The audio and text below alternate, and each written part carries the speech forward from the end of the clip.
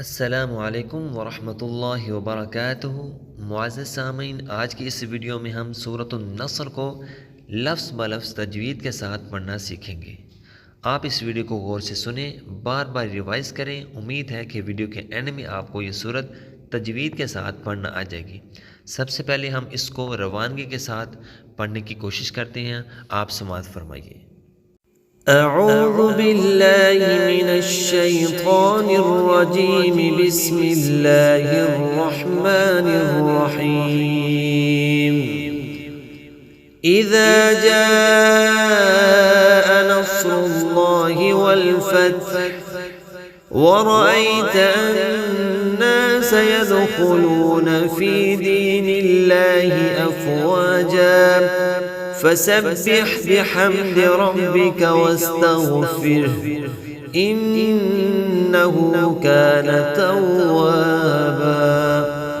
मुअज़्ज़ज़ सामीन, आपने सूरत नस्र को रवानगी के साथ समाअत फरमाया। अब इंशाअल्लाह अज़ीज़ हम इसको लफ्ज़ ब लफ्ज़ पढ़ने की कोशिश करेंगे।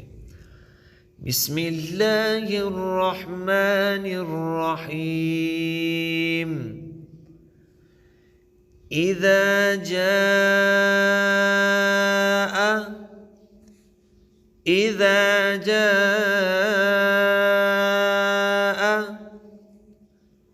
إذا جاء نصر الله نصر الله نصر الله والفتح والفتح والفتح إذا جاء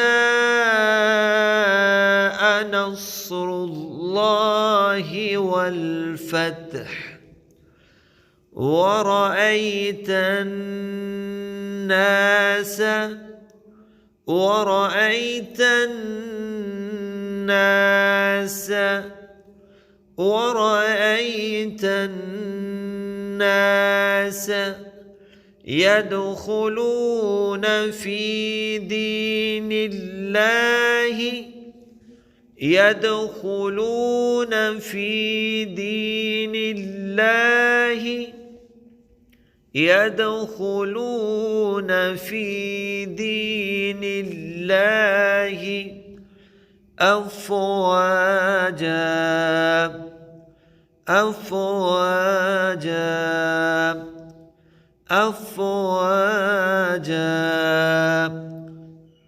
فسبح بحمد ربك فسبح بحمد ربك واستغفره واستغفره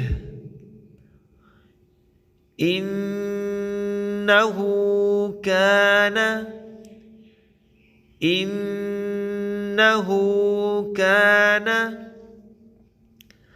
توابا توابا فسبح بحمد ربك واستغفره إنه كان توابا إذا جاء نصر الله والفتح ورأيت الناس يدخلون في دين الله أفواجا فسبح بحمد ربك واستغفره إنه كان توابا।